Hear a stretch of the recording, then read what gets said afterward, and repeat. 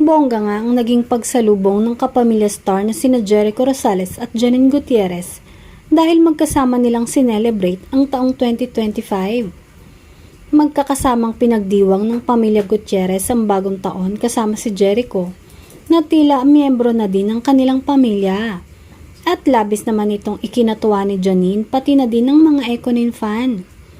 Samantala, sa nalalapit na pagtatapos ng kapamilya serye na Lavender Fields na kinabibilangan ng Econin, ay sobrang excited na ng kanilang mga tagahanga dahil sa ibinalitang panibagong proyektong nakatakdang pagtambalan ni Jericho at Janine. Siguradong nakakakilig ang magiging tema ng bago nilang proyekto na talagang pakaaabangan ng netizens.